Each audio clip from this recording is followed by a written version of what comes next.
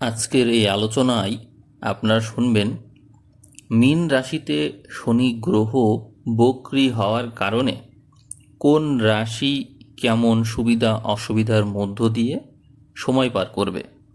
আপনারা ইতোমধ্যেই জানেন 27 জুলাই 2026 থেকে 11 ডিসেম্বর 2026 পর্যন্ত মোট 138 দিন ন্যায়ের দেবতা শনিদেব মীন রাশিতে বক্রী বা উল্টো চাল অবস্থায় থাকবেন।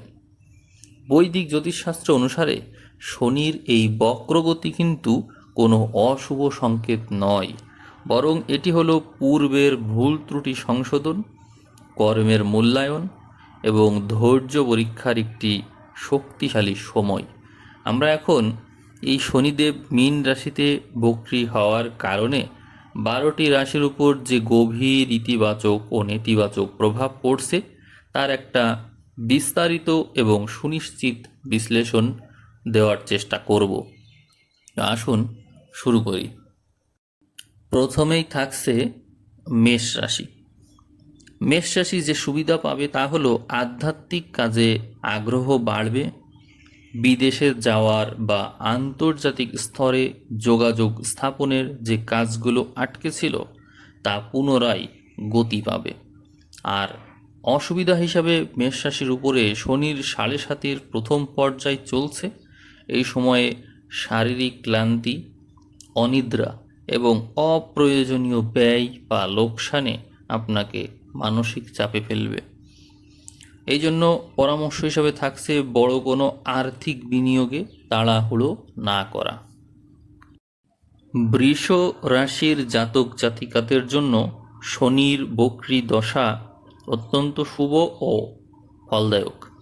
দীর্ঘদিনের আটকে থাকা অর্থ ফেরত পাবেন, আয়ের নতুন উৎস তৈরি হবে এবং কর্মক্ষেত্রে নতুন কোনো বড় দায়িত্ব পেতে পারেন। এক্ষেত্রে অসুবিধা হিসাবে বন্ধুদের সাথে সামান্য ভুল বোঝাবুঝি হতে পারে। মায়ের স্বাস্থ্য নিয়ে কিছুটা হলেও দুশ্চিন্তা দেখা দিতে পারে। পরামর্শ হিসাবে বলবো, কর্মক্ষেত্রে অলসতা ত্যাগ করবেন এবং সুযোগের সৎ ব্যবহার করবেন। মিথুন রাশির জাতক জাতিকাদের দশম ভাব অর্থাৎ কর্মঘরে শনি বক্রী হয় পেশাগত জীবনে নতুন সুবর্ণ সুযোগ আসবে। আপনারা যারা নতুন ব্যবসা বা চাকরি পরিবর্তনের কথা ভাবছিলেন তারা দারুণ সব অফার পাবেন। অসুবিধা হিসাবে কাজের চাপ অত্যধিক বৃদ্ধি পাবে, ফলে পারিবারিক সুখ শান্তিতে সামান্য ব্যাঘাত ঘটতে পারে। কাজের গতি কিছুটা হলেও মন্থর হতে পারে। আর পরামর্শ হিসাবে থাকছে বড় কোনো সিদ্ধান্ত নেওয়ার আগে অবশ্যই অভিজ্ঞ ব্যক্তিদের পরামর্শ নেবেন। কর্কট রাশির জাতক জাতিকাদের নবমভাবে শনির বক্রগতি আপনার ভাগ্যস্থানে প্রভাব ফেলবে। ধর্মীয় যাত্রা, উচ্চশিক্ষা এবং আত্ম উন্নয়নের জন্য সময়টি চমৎকার। পৈতৃক সম্পত্তি থেকেও লাভের সম্ভাবনা রয়েছে প্রবলভাবে।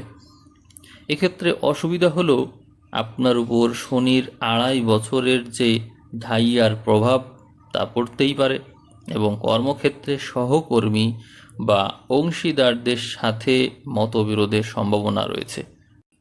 পরামর্শ হিসেবে বলবো, প্রতিবেশীদের সাথে কোনো প্রকার বিবাদে জড়ানো থেকে সর্বদা বিরত থাকুন। সিংহ রাশির জাতক জাতিকাদের অষ্টমভাবে শনি বক্রী হওয়ার কারণে হঠাৎ কোনো গুপ্ত ধন পেয়ে যেতে পারেন এবং ধন বা বীমা লটারি থেকে আর্থিক লাভের যোগও তৈরি হতে পারে। পুরনো ঋণ পরিশোধের অবশ্যই সুযোগ পাবেন।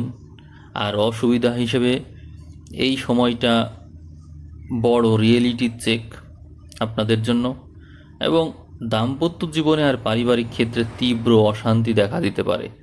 দুর্ঘটনা ও শারীরিক অসুস্থতা নিয়ে সতর্ক থাকতে হবে।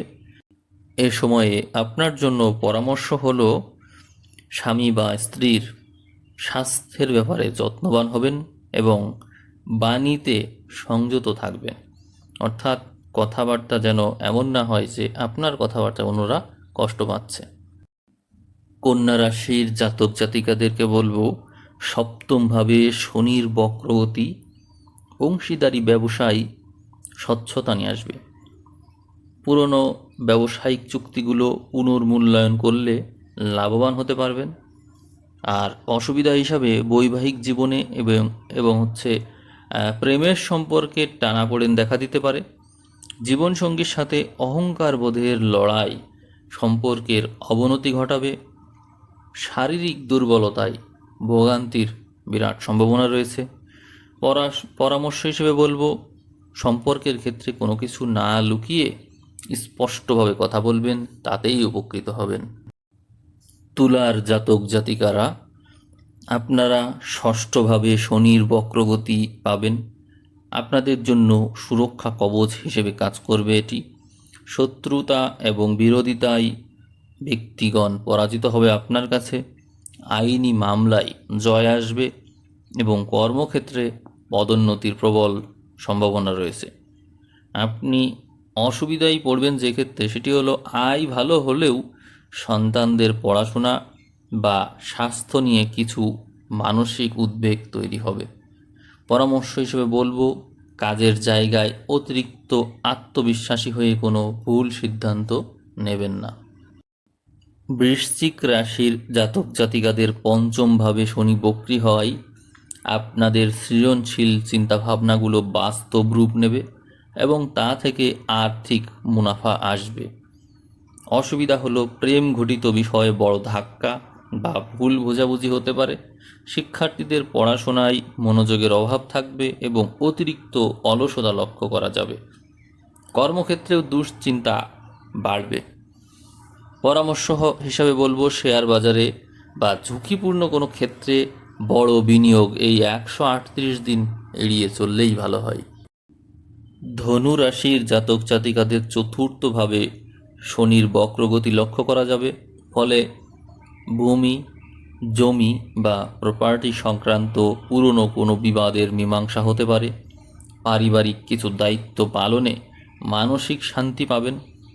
অসুবিধা হিসেবে থাকছে আপনার উপর শনির ধাইয়ার প্রভাব।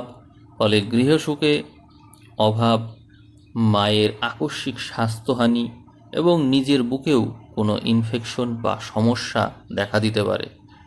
পরামর্শ হিসেবে বলবো, কর্মক্ষেত্রে পরিবর্তনের চেষ্টা এখন না করাই ভালো। ধৈর্যের সাথে পরিস্থিতি মোকাবেলা করলে সেটিই ভালো হবে।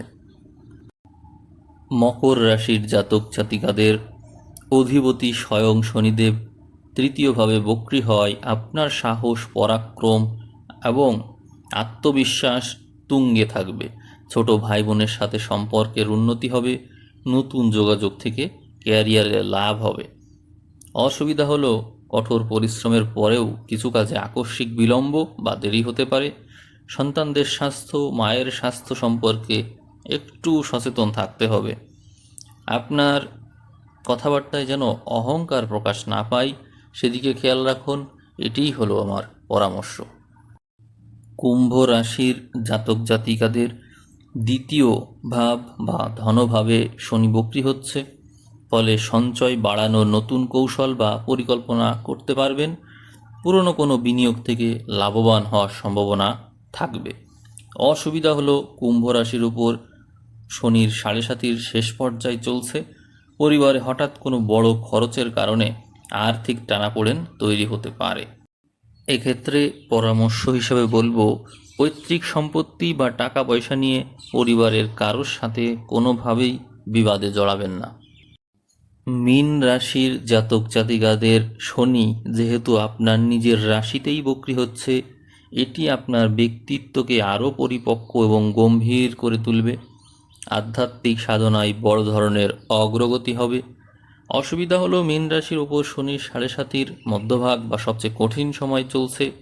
মানসিক অবসাদ, বিভ্রান্তি, অলসতা এবং অংশীদারদের সাথে সম্পর্কের অবনতি আপনাকে মানসিকভাবে পঙ্গু করে তুলতে পারে। পরামর্শ হলো অবাস্তব সম্পর্ক, অবাস্তব স্বপ্ন, কল্পনা এইসব থেকে বেরিয়ে এসে বাস্তব পরিস্থিতিকে মেনে নিন।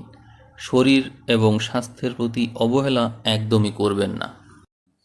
শনির নেতিবাচক প্রভাব কমানোর সুনিশ্চিত কিছু উপায় আছে, সেগুলো করলে অনেক ক্ষেত্রেই উপকার হয়। যেমন শনির জপ মন্ত্র 108 বার জপ করতে পারেন। শনির মন্ত্র মনোযোগ দিয়ে ইয়ারফোন ব্যবহার করে শুনতে পারেন, এটিতে কাজ হয়। আবার অনেকেই প্রদীপ প্রজ্বলন করার কথা বলে। প্রতি শনিবার সন্ধ্যায় অশ্বত্থ বা পিপল গাছের নিচে সরিষার তেলের প্রদীপ জ্বালানোর কথা বলে থাকে। যদি কারো এর উপর বিশ্বাস থাকে আপনি সেটি করতে পারেন। দান ধ্যান এটি অবশ্যই কাজ করে। অসহায় দরিদ্র বা শারীরিক প্রতিবন্ধী ব্যক্তিদের কালো তিল, কম্বল, জুতো বা খাদ্য সামগ্রী দান করলেও উপকৃত হওয়া যায়। তবে শুধু এইগুলোই না, আপনি অন্যভাবেও টাকা পয়সা দান করতেই পারেন। মনে রাখবেন, যার আসলেই প্রয়োজন তাকে দান করলে সে ভিখারি নাও হতে পারে। এরকম ব্যক্তিকে দান করা অবশ্যই ভালো লক্ষণ। তবে মনে রাখবেন, যে দরিদ্র অর্থাৎ যার এই মুহূর্তে প্রয়োজন তাকে দিতে পারাই সবচেয়ে বড় দান। আর হনুমান চল্লিশার কথা বলবো, প্রতিদিন যদি সম্ভব হয়, বিশেষ করে শনিবার মঙ্গলবার হনুমান চল্লিশা যদি পাঠ করতে পারেন, অথবা যদি পাঠ নাও করতে পারেন, যদি মনোযোগ দিয়ে শুনতে পারেন, তাহলেও শনিদেবের কুপ্রভাব থেকে মুক্তি পাওয়া যায়। তবে শনিদেবের কুপ্রভাব হিসেবে না দেখে এটিকে মূলত নিজস্ব সংশোধন হিসেবে দেখাই ভালো। এটি আসলে পূর্বপুরুষের প্রভাব, যার কারণে পূর্বপুরুষের কর্মফলের প্রভাব আমাদেরকে ভুগতে হয়। আমরা মেডিটেশন, প্রাণায়াম, অনুলোম বিলোম এই জিনিসগুলো যতটা রপ্ত করতে পারবো, আমাদের মধ্যে শুদ্ধতা, আত্মশুদ্ধি এগুলো ততটাই বেশি হবে। ফলে আমরা সব প্রভাব থেকে মুক্ত থাকতে পারবো, সংশোধনের পথে হাঁটতে পারবো। শনিদেব চায় আমাদের সংশোধন, আর তার সবচেয়ে ভালো উপায় হলো মেডিটেশন, প্রাণায়াম এবং অনুলোম বিলোম।